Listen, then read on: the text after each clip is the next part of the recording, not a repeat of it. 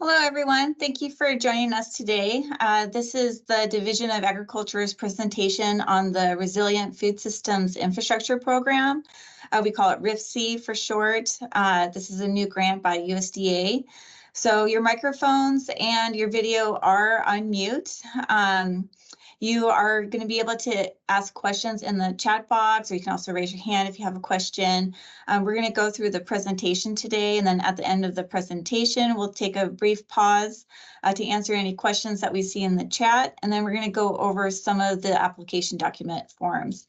And at the end, if we still have time, we'll go ahead and open it up for questions, and I'll be able to unmute your microphones if you want to have any discussion, depending on how we're doing on our time.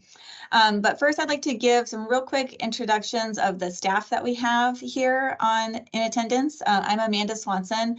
I'm the Grant and Marketing Manager for the Division of Agriculture. I've been with the division for about 12 years and been working in the Grant and Marketing section for about 3. And with that, Mary, would you like to introduce yourself? Hi, I'm Mary Rowland, and I'm the Grants Administrator for Division of Agriculture. I've worked for the state for 18 years, and I've been with Division of Agriculture for just over a year. Christy? Hi, my name is Christy Short. I am a program coordinator here working in Division of Ag with Grants and Marketing. Thank you. All right, Tony? Hello, I'm Tony Straight. I'm with the Division of Ag. I'm a DNR specialist. I've been with the division for about 6 months, and I've been with the state for about 13 years. Thank you. Mm-hmm. And yeah. Hi there, my name is Mia Kirk, and I'm a manager here at the Division of Agriculture for the agricultural development side, here to support Amanda and her team and all the great work that's being done on this RFSI grant. So yeah, looking forward to this discussion today. Okay, and since we started, we had a few more people join. So again, I just wanted to repeat before we start on the presentation that your cameras and microphones are muted. If you have any questions, though, feel free to enter them in the chat box. I'll try to answer them as I go through the presentation. We'll also pause at the end of the presentation to address any questions. And then if we have time, I'd like to bring up the application documents and review those as well. And then if we're still doing good on time, then I can unmute mics and we can have a little bit of discussion if there's still some questions. We have 2 other webinars scheduled after today just for follow-up Q&A questions, help anyone who might be running into any issues or questions about the requirements for this program or the application documents, or if they're needing any assistance with their project. So with that, I'm going to go ahead and turn my camera off while I'm presenting, and we'll get started. Okay, so again, this is the Resilient Food Systems Infrastructure Program. This is a new grant through USDA, and we're going to refer to it as RFSI for short, just a lot easier to say. So this funding came from $420 million that was from the American Rescue Plan. It's awarded to all states and territories. Alaska will be receiving approximately $2.2 million in funding. So funding goes to the USDA Agricultural Marketing Service, who then funds it to the U.S. State Departments of Agriculture. The Division of Agriculture would be the administrator of the grant, but they are direct federal funds. And the state departments of agriculture would then award funds through a competitive grant process for subgrant awards. So you would be the subgrantee because the state is the grantee. And we provide the administration and the oversight of the awards. So the purpose of the RFSI grant program is to assist in building resiliency in the middle of the food supply chain by strengthening local and regional food systems, creating more diverse local and regional market options, increasing economic opportunities for communities, and opening new revenue streams for producers. So again, we really want to stress that this grant program is specific to middle of the supply chain. So it's not for production activity, and it's not for end of the food supply chain. So, you know, any farm inputs, activities such as greenhouse, planting, that would not qualify with this grant program, nor would if you were wanting to do like a food bank or a food pantry, because that's considered end of the supply chain. So this is really just focused in on that middle of the supply chain, which we'll get into those eligible activities here in a moment. It's targeted for processing and aggregation, distribution stages of supply chain. And there's going to be 2 different types of grant projects available. One's the simplified equipment only projects and then infrastructure grants. And we can break those down more here in a moment. Okay, so products that qualify for this program, specialty crops for human consumption, and USDA has a whole list, a definition of specialty crop, which we'll go over here later. Dairy qualifies for this grant, grains for human consumption. If you're familiar with our other grant projects that we have here at the division, especially our specialty crop project, usually dairy and grain are not something that are covered. So we're excited that this grant program does cover that. Aquaculture and other food products for human consumption. The USDA does exclude meat and poultry products from this grant program because they had earlier this year some other grants available where people could apply directly through USDA that was supporting like slaughterhouses and poultry processing. So they excluded that from this grant program. Also grains that are for animal feed would not be something that would qualify, and any floriculture or horticulture activity also does not qualify for this grant program. So earlier in the year or last year, the Division of Agriculture sent out a survey to our producers to identify funding priorities. And the top 5 that were identified through that survey based on ranked votes were projects that expand processing capacity, including adding product types, increasing production volumes, and supporting new wholesale or retail product lines. Purchase and installation of specialized equipment, such as processing components, sorting equipment, packaging and labeling equipment, or delivery vehicles, modernizing equipment or facilities through upgrades, repairs, or retooling, such as adapting product lines for institutional procurement or adding parallel processing capacity, increasing storage space, including cold storage, or construction of a new facility. So a rundown of the application timeline. The announcement of the request for applications was released on January 15th. The application period is open for 60 days. So the deadline for this grant is March 15th at 5 p.m. The grant webpage is listed here for our information about the grants. So once the applications are submitted, they all are reviewed by a review committee. So they are competitive grants. We are expecting that we'll receive more applications than what we have funding for. So all of them are reviewed and scored. And so we can go over that score breakdown later in this presentation as well.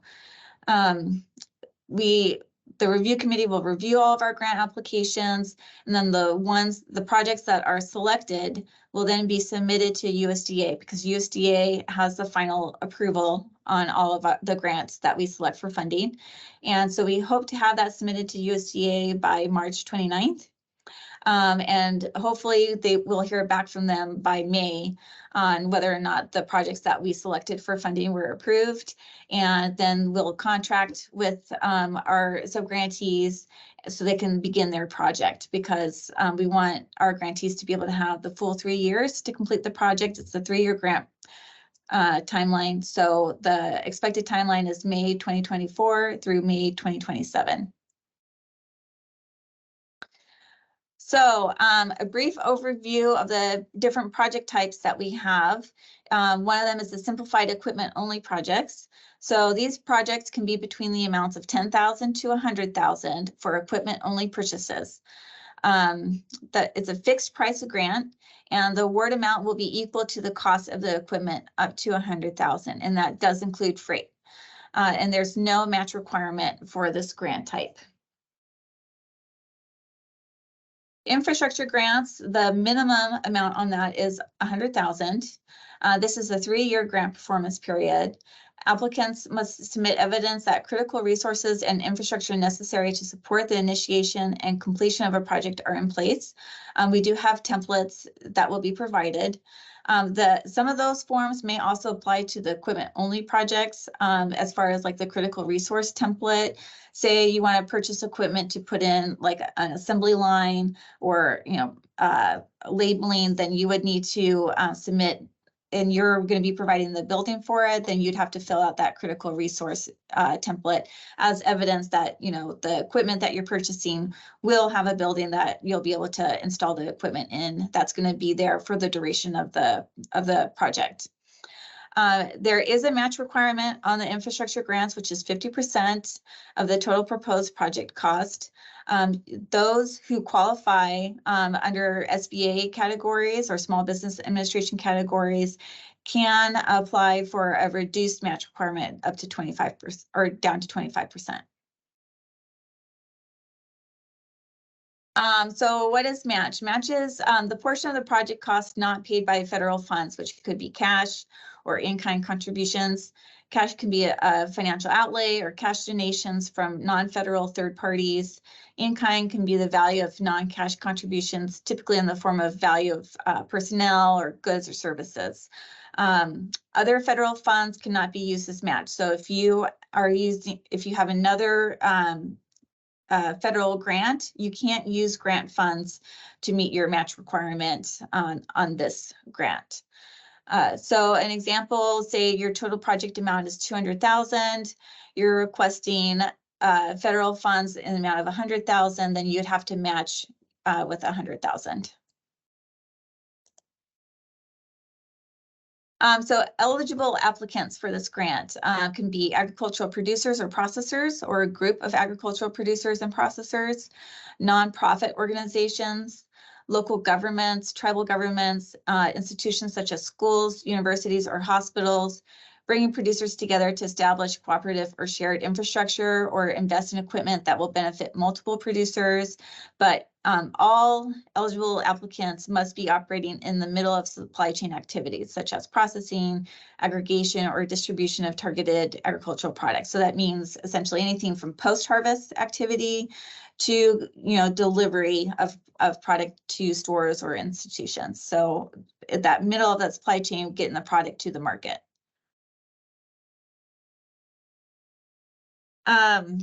Individual businesses can apply for this grant, but again, this is the competitive grant.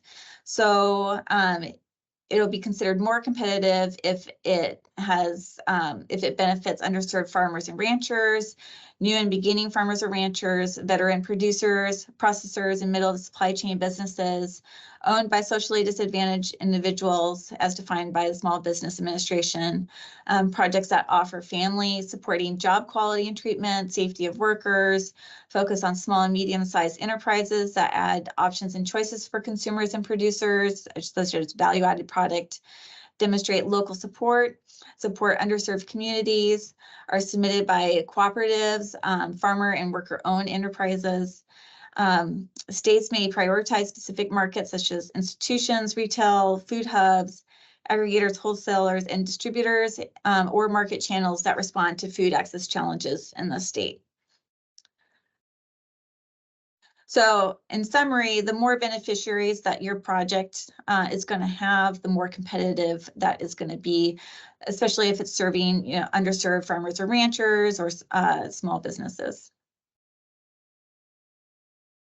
So I'm going to go over some examples of allowable activities to help give you some ideas on what this grant program could be used for and what would qualify for under this grant. And then we'll also go over some unallowable use examples. So allowable uses could include on-farm post-harvest processing, preservation and dry storage or cold storage, improvements, rearrangements, or alterations of an existing building or facility to use the space more effectively and to accommodate new or upgraded equipment. construction of new buildings or structural changes to an existing building or facility resulting in square footage expansion or requiring changes to the building's floor, foundation, and exterior load-bearing walls. Specific purpose vehicles relevant to the scope of work on an infrastructure project, such as delivery vehicles, refrigerated trucks, repair or updating an existing equipment, retail-related activities, such as creating new distribution channels to new expanding processing and packaging, adding product types, increasing production volume, and supporting new product lines. So any like value-added activity post-harvest. Training on the use of equipment purchased under the grant, hiring term-limited personnel to assist with the project implementation, analyzing potential facility upgrades and changes that meet regulatory requirements, and planning for hazard analysis, critical control points, or HACCP plans, or other food safety or worker safety measures.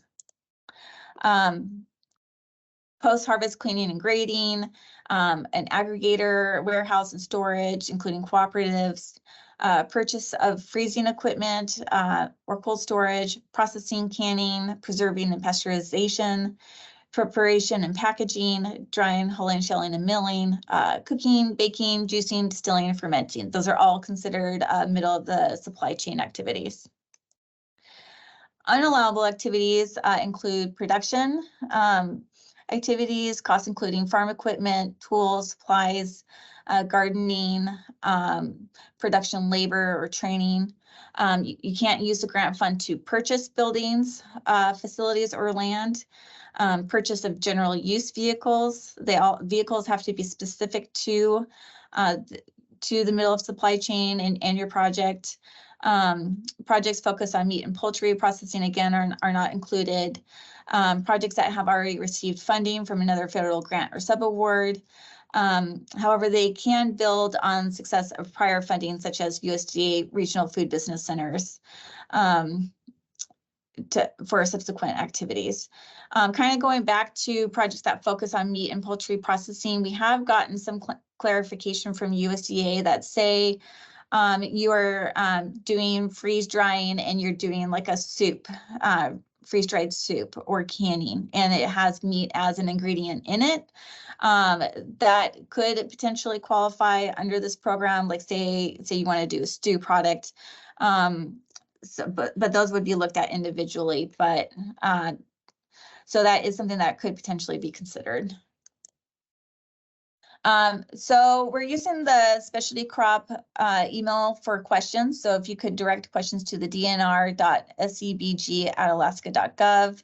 If you have any questions, this is only going to be a one-time grant. We're not expecting that it will be something that's going to be funded annually, like the specialty crop block grant or the micro grant. The fact sheet through AMS is available here on this link. We also have a definition of specialty crops. You can go to this link here. I can go ahead and share it while we're here. So hopefully you can see this. If you go to the USDA site, they have a whole list here of products that meet the definition of specialty crops. So again, it's going to be specialty crops that are specifically food products for human consumption. So, you know, peonies would not be something that would be considered an eligible product, or cold storage for peonies would not be something that would be qualifying under the RFSI grant. Okay, so we're going to pause there. Did anyone have any questions in the chat? Looks like Christy already addressed it, but I'll just go ahead and read it out loud for everybody. Would new market tax credits qualify as federal funds? Similarly, would receiving federal congressionally directed spending funds disqualify our project? Using your project could use federal funds, and no, using federal funds would not disqualify your project, but those federal funds could not be used as a match fund source. So any federal related funds could not help to meet that match requirement.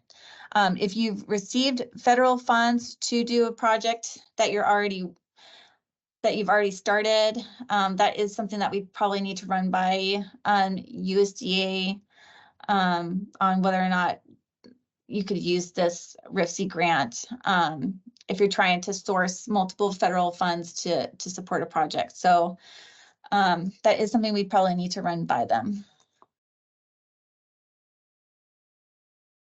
Building a new structure is allowed, but purchasing an existing structure is not allowed. That is correct. So you can build an existing structure if you already own the land, but you can't use the RFSI grant to purchase the land, and you can't use it to purchase an existing facility. If you already have a facility that you need to upgrade, especially if you want to put in a new product line, you need to add on to the building to, you know, have the space for the processing equipment. That would be something that would qualify under this grant project.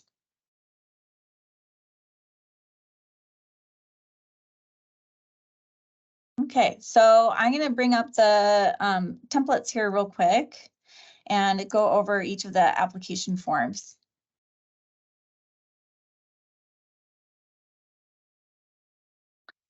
So we're going to start with the RFSI equipment only grants application. And before I start going into the review of the application,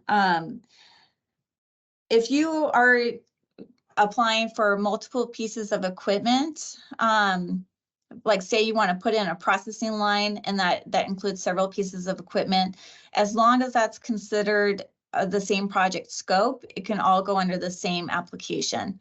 If you need two different pieces of equipment that are going to be for two different, you know, processing lines or two different project scopes, those would require different applications.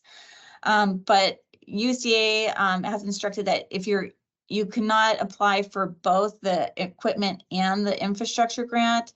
So you'll have to decide based on, you know, your business model and what your business could benefit most from. You know, are you going to apply for the equipment only grant, or do you want to apply for the infrastructure grant? But you can't submit an application for both. So let's start. So the applicant information is pretty straightforward. The organization name, your UEI number.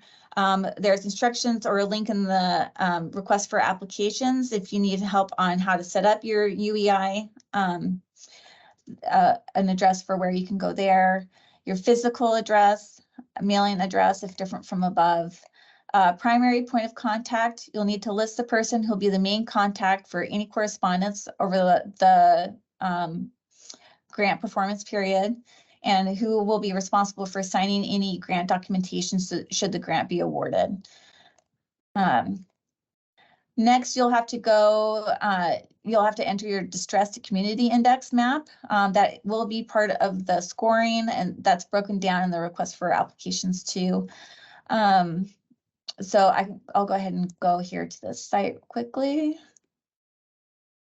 So when you click on that, it'll bring you to this site here, and you'll just put in the state. And if you need to go more specific for a zip code, well, anyways, look like you can't maybe enter it exactly, but you can zoom in on your location. So I'm going to zoom in here. Like we're in the Palmer area, for example. So your stress score here would be 28.9 if you were in the Palmer area. So that would be the score or that you would then put in on the application here. So distress score and your county.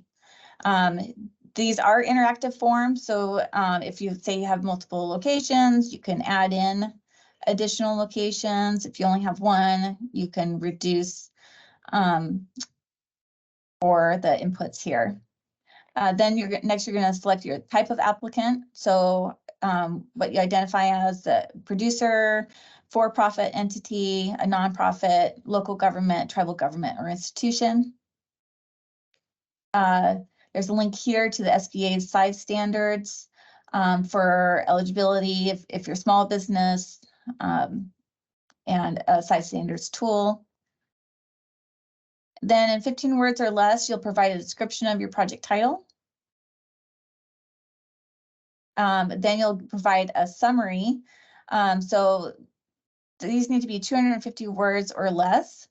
So any projects that get selected for funding, that the summary of that project will become public. It'll be published on the USDA site. So that's why it's restricted to 250 words or less. So keep that in mind when you're submitting the application.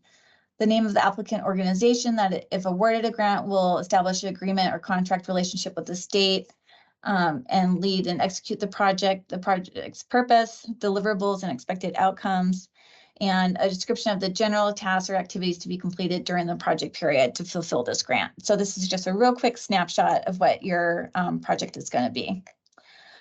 Then next you'll identify the project purpose, whether it's processing, aggregation, distribution, or value-added production, or other.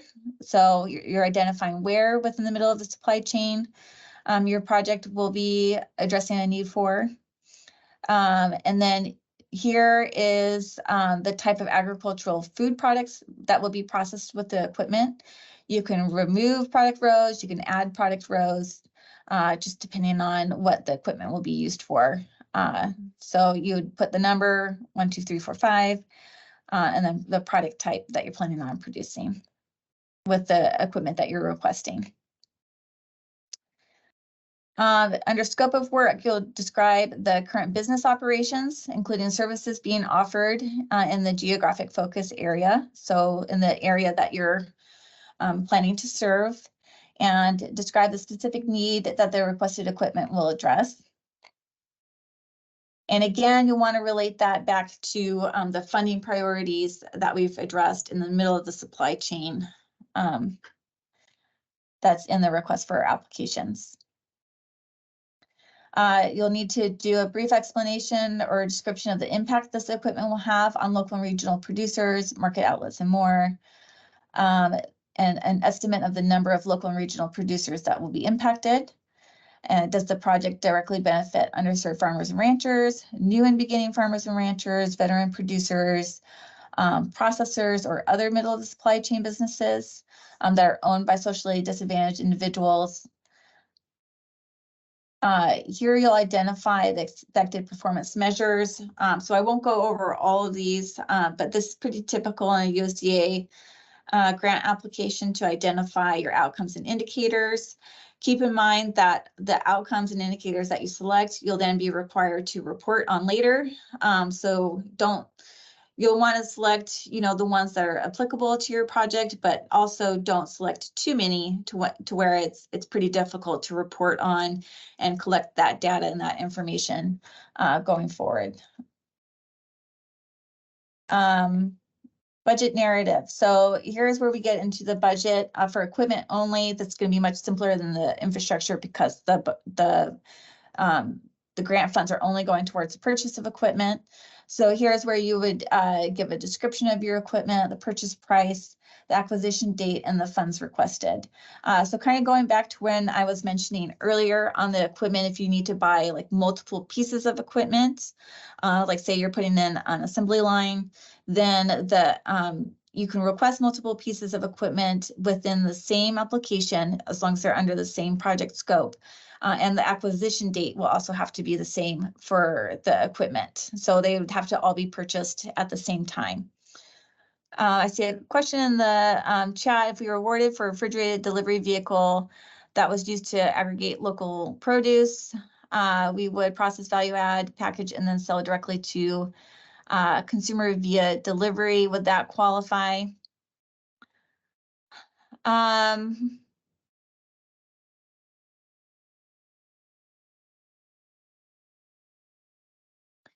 I think that it would. So if you're aggregating local produce from multiple producers into a refrigerated delivery vehicle that's going direct to consumer, I'd want to run that by USDA because that's also kind of considered end of the supply chain. So I'd want to get clarification from USDA on that. I think that it would qualify, but I can double check on that. I see Christy's responding in the chat too, so she might have some input. So yeah, again, your project scope, it's going to be more about middle of supply chain.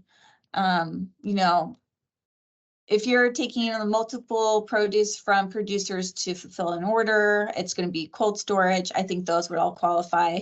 But if it's going direct to the consumer, that's where it's kind of getting into the end of the supply chain. So I can follow up with you on that.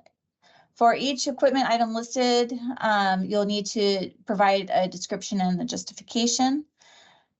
And applicants must submit documentation to substantiate the cost of each piece of equipment, which can include contracts, catalog pricing, or binding quotes or invoices provided by licensed commercial entities. So that's pretty straightforward on the equipment application. Again, some of the additional documents, such as like the critical resource, you may need to provide with the equipment only grants, especially if that equipment is going into a building. Then you'll need to have that critical resource template completed for and signed by who's providing, that building structure. Is it going to be available over the life of the grant performance period? And so just basically saying, I give my permission to use this facility to, even if it's your own facility, to install the equipment in. And it says it in the request for applications. I don't think I said it in my presentation, but the equipment only grants are for 1 year term only, whereas the infrastructure grants can be up to 3 years. So now we'll go over the infrastructure grant proposal template. So again, your basic application information, your UEI number, physical and mailing address, the primary point of contact, who's going to be the main contact for any correspondence, and who's going to be signing the grant agreement if your project is selected to be awarded.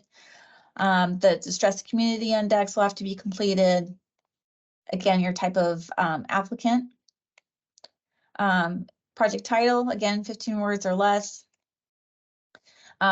And for this, you'll put in here the duration of the project. So your project start date, which should be May this year, and your project end date, which can go up to May 2027. I would recommend that you take the full 3 years for the project, depending on what your project scope is for the infrastructure grants. There's no penalty for completing your project early, as long as you've met all of the your project objectives.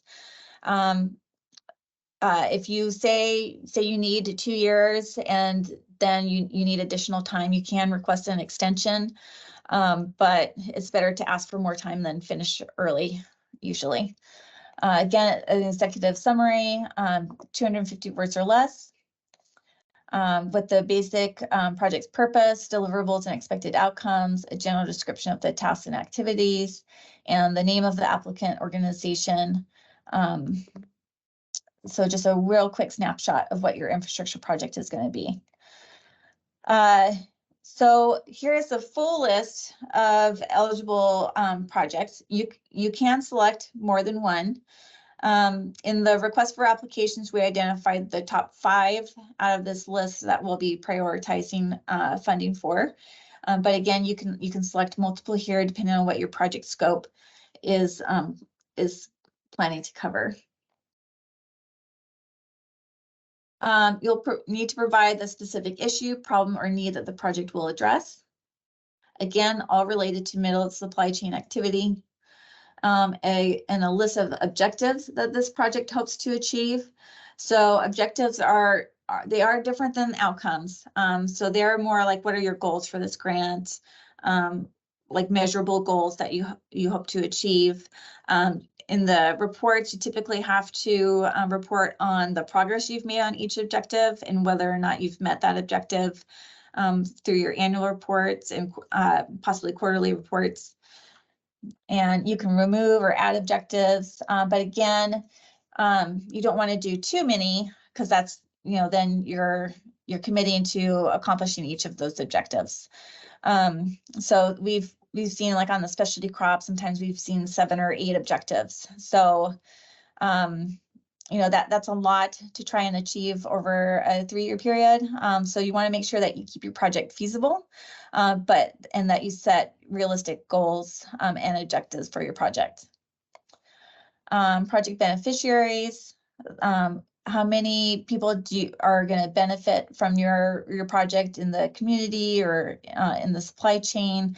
Does it benefit underserved farmers and ranchers, new and beginning farmers and ranchers, veteran producers, processors, or other middle of the supply chain businesses owned by socially disadvantaged individuals? Here's where you'd identify whether this project has been submitted for funding to a federal state grant program other than RFSI, and is a federal or state grant program other than the RFSI funding the project currently. So you'd put in your explanation here below. So I think kind of going back to the question we had earlier, this is where kind of USDA would review whether or not this grant would be eligible for funding if it has received other federal awards. External project support. So you'll need to identify the stakeholders who support the need for this project and why, other than the applicant organization involved in the project. More external project support that you have for the project, the more competitive your grant application is going to be. That is an excellent question we just got in the chat. Not all Alaskan communities are listed in the Stress Communities Index map. What do you recommend including in the space if no index is listed for the region? That is a great question. I'll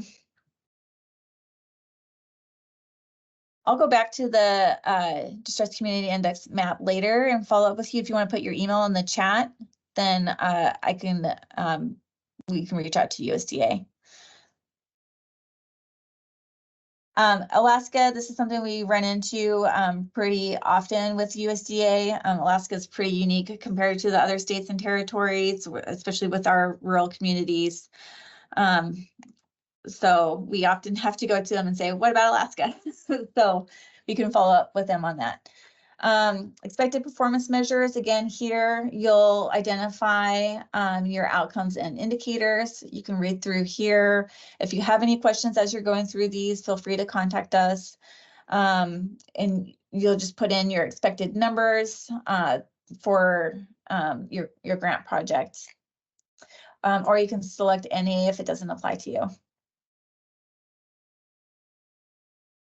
Okay.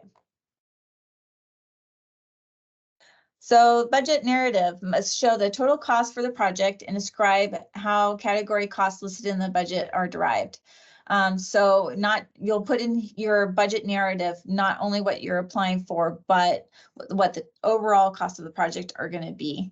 The budget justification must provide enough detail for reviewers to easily understand how costs were determined and how they relate to the project objectives and expected outcomes.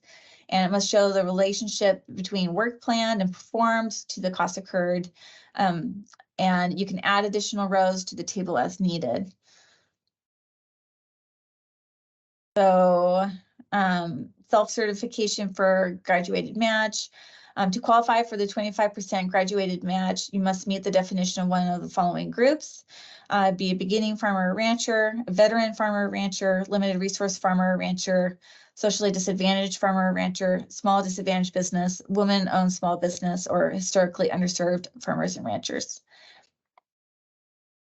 Make sure if you are selecting that you qualify for the reduced match that you check the box that you certify your entity qualifies. So here's the overall budget summary. So you'll put in your funds requested for the grant fund and the match value, and then match type if it's cash, in kind, or NA. So where in the infrastructure project are you going to be providing the match fund? So are you requesting funds, for construction and contractual? In your match, it's going to be the personnel or in-kind contribution. That's where you would identify it here. So personnel, the personnel whose time and effort can be specifically identified and easily and accurately traced to cooperative agreement activities. So you put their name and title, level of effort, hours, the funds requested, and any match. And these are interactive forms, so you can add personnel if you need to. And then you'll need to provide a justification, what type of activities the personnel are going to be performing over the life of the grant project. Fringe benefit rates. Again, you can put in fringe benefits for personnel. Any travel cost, you'll have to put in justification for each trip request. Let's say you're going to be attending a conference or traveling across state, but they all have to meet the per diem, the federal per diem restrictions. So like lodging have to meet federal per diem rates. Travel, again, justification, what your dates of the trip are, how they relate to your project. And then you'll have to check this box that you confirm your organization's travel policies will be adhered to.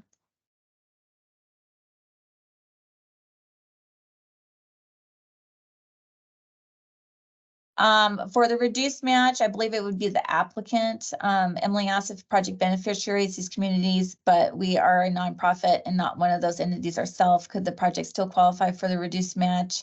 The reduced match would be who that grant applicant is.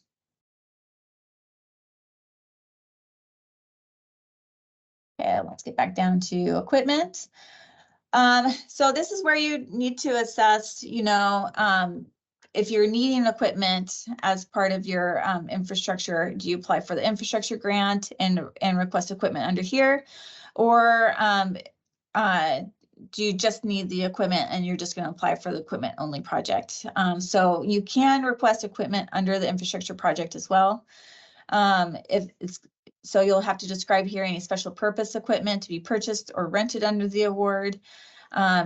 Special purpose equipment is tangible, non-expendable personal property, having a useful life of more than 1 year, and an acquisition cost that equals or exceeds $5,000 per unit, and is used only for research, medical, scientific, or other technical activities. Rental of general purpose equipment must also be described in this section. Purchase of general purpose equipment is not allowable under this award.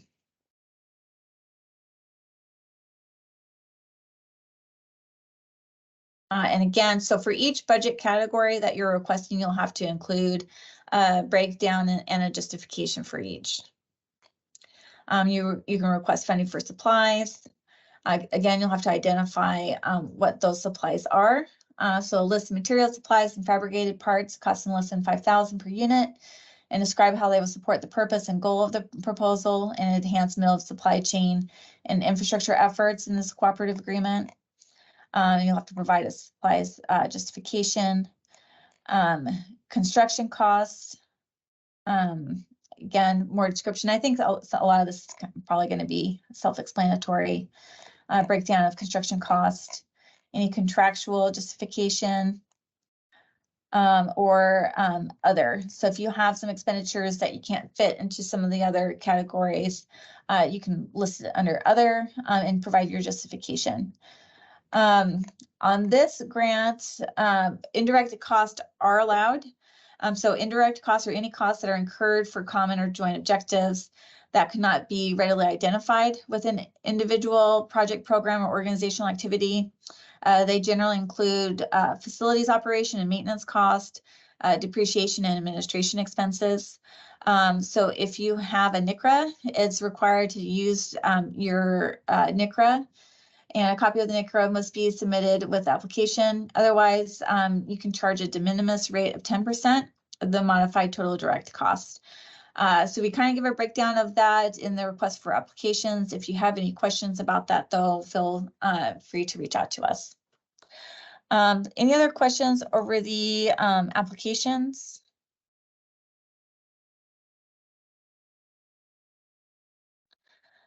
So I'll stop my share screen now.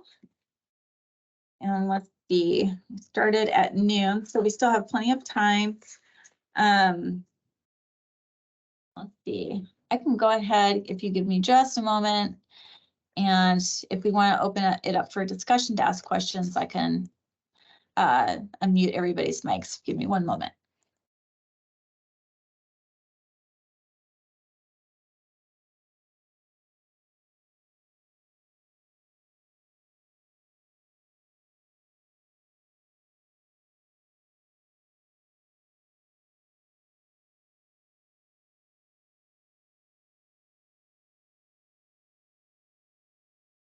Okay, so you should be able to use your microphones now if anybody wanted to ask any questions verbally.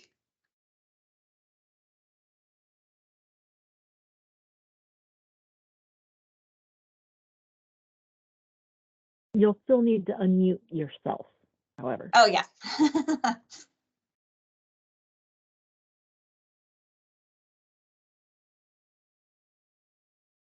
So I know it's a lot of information for this grant project.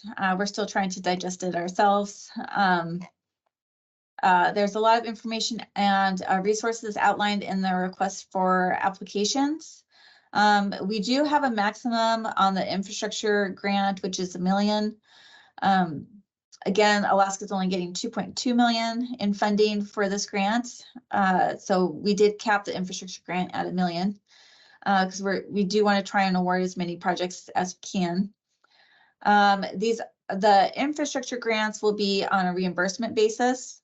So if you get approved for an infrastructure grant, you'll get 25% upfront to begin your project, and then the remainder of the funds will be distributed with proof of cost, including invoices, timesheets for payroll, contracts, binding quotes, etc. And so documentation accounting for expenditures paid with the advance payment will also be required to have on record.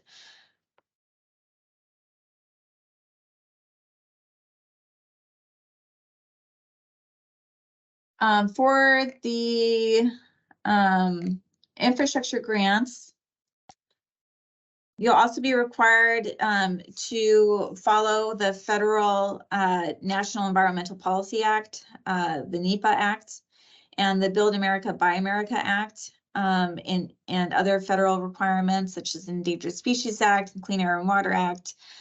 I'm not an expert on these acts, so we will need to reach out to USDA. EMS will on their requirements. Emily, did you have a question? You can go ahead. Oh, thank you. I did, but I didn't mean to interrupt what you were saying. Oh, it's okay. I'm just shooting from the hip until we get questions. Go ahead. Well, thank you. I'm wondering, for those of us who might be considering applying for new construction, I think I saw something in the application about, new construction goes through so many iterations of design processes before the construction begins, right? And so is there flexibility there if specific line items in the budget change in cost? It's tough to get that finalized until really you start building, right? And so is there a way to account for that in the application, or what would you suggest there?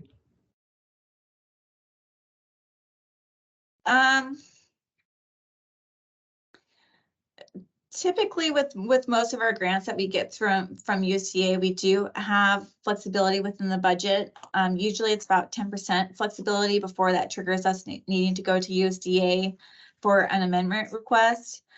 I'd say in the application for the infrastructure grants, USDA is going to be much more heavily involved in this grant process. So I think you'll have to have a pretty good idea already of what the expenditures will be going towards for your project, because you have to provide all those other requirements like the critical resource, and that there's a couple other documents that go with the application. But I do think that there's flexibility with USDA to go back if we need to, like if there's, equipment that you're planning on purchasing or construction you were planning, but you're finding out it's just not going to work. I think there's flexibility there to go back to USDA and say, hey, we need to, move these line items around in the budget. Thank you. That's helpful. Yeah, mostly concerned about like construction materials costing more than we anticipate, but that's helpful. Yeah. Yep. Yeah, that's definitely a concern. Yes. Yeah. And I also just wanted to ask specifically about it. So in terms of acquisition and critical resources being demonstrated, do you need like the land to have been purchased already, or the critical resource to have been purchased, or do you need like a letter of intent would suffice? USDA has been pretty clear that it has to be in place at the time of the grant being awarded. So, and actually in the critical resource template, there's a box there that you have to check, confirming that the critical resource and infrastructure are in place and usable for the startup and implementation and completion of the proposed project activities. So I'd have to say it has to be in place at least by May when your grant contract is going to be started.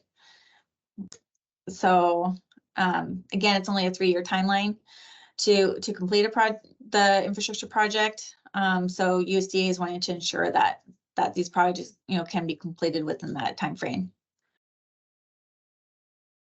So, and you also have to provide supporting documentation too, like if you're going to be renting, a copy of the lease agreement, any licenses, permits, building permits for the property, and pictures of facilities as evidence. So I would say that has to be in place.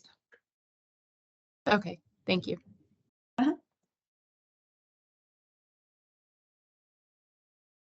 Go ahead.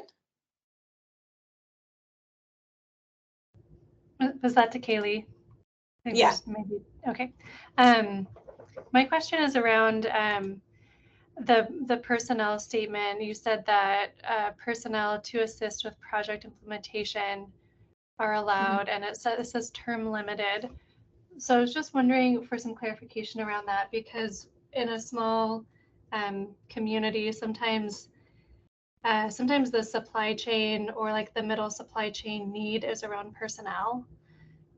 So there's certainly like an infrastructure piece of what we're looking at, but we also will need some personnel to do like food distribution. And so it would not be a temporary like contractual position where they would be helping to build the infrastructure of the project. It would be more around implementing the longer term result of having that infrastructure. And I just didn't know if that seems allowed or if that is kind of a gray area.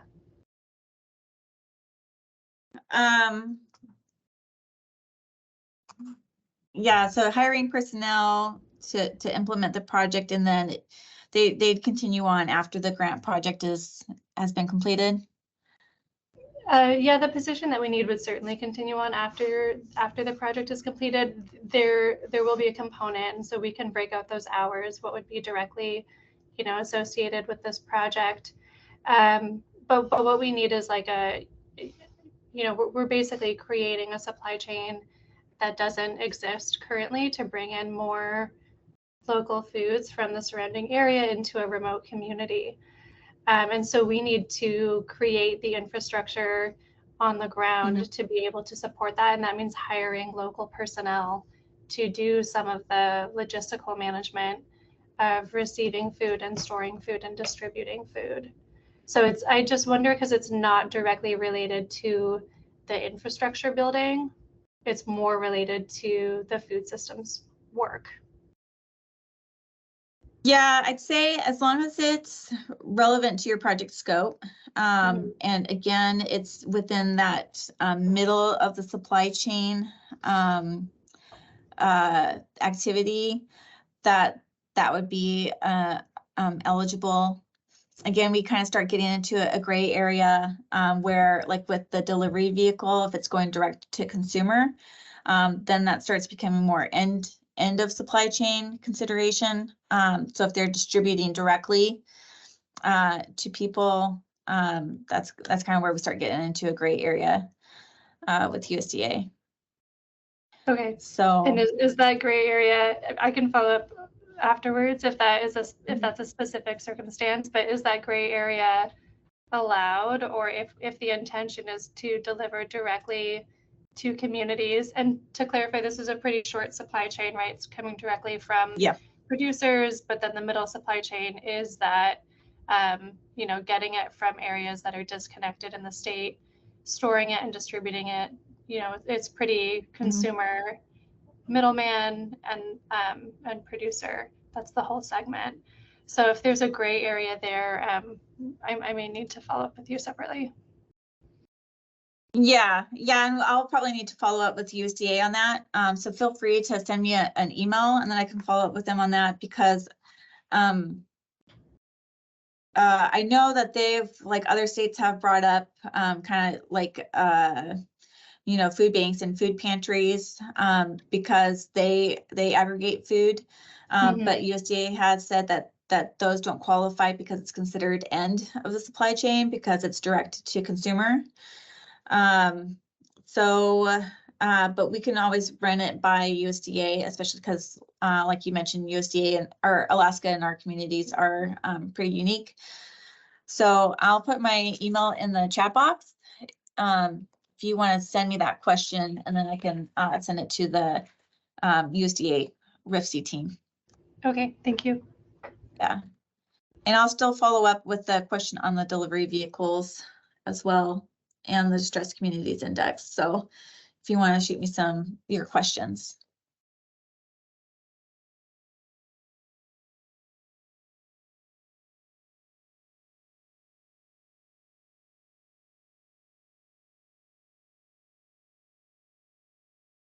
We do have 2 other webinars scheduled after this as well, and they're kind of specific to answering some of, you know, Q&A and addressing some of these questions that have come up in this webinar. And you know, if you have any other questions that come up as you're completing or going through the application process, those will be much more, you know, discussion forum for the next couple of webinars that we have. And we can always schedule additional webinars too if there's, you know, a lot of questions or, you know, needing assistance with completing the applications and with your projects.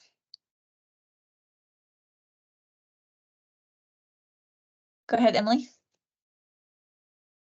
Thank you. Sorry, just one more question. In terms of the amount that we choose to request, will that be something like if we, let's say we decide to request a certain amount for the project, and then you end up with a huge influx of applications and can only give out so much per project, will USDA or the Department of Ag take the liberty to reduce that amount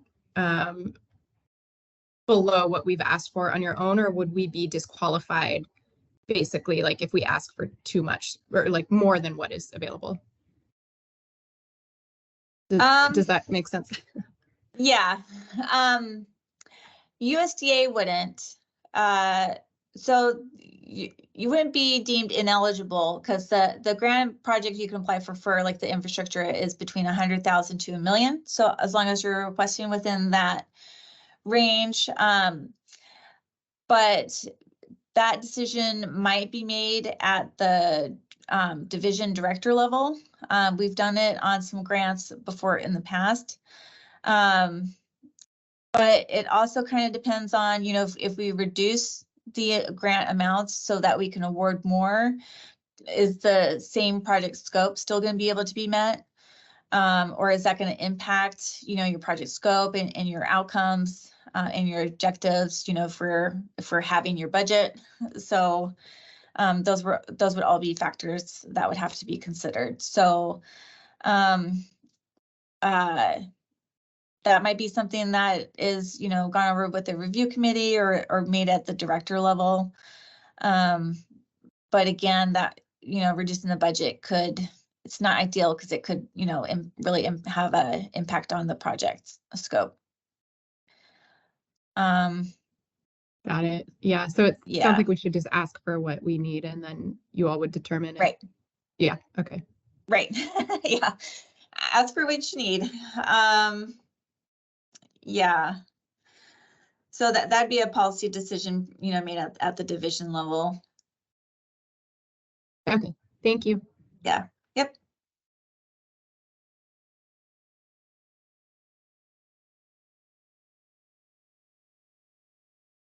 Any other questions?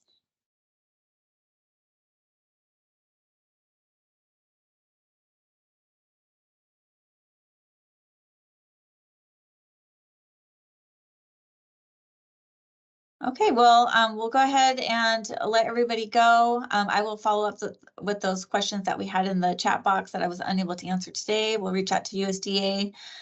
Please send me your emails so I can get back to you on your questions. And again, my email is in the chat. It's just amanda.swanson@alaska.gov. All right, well, thank you everybody so much for joining us today. We really appreciate it. Thank you.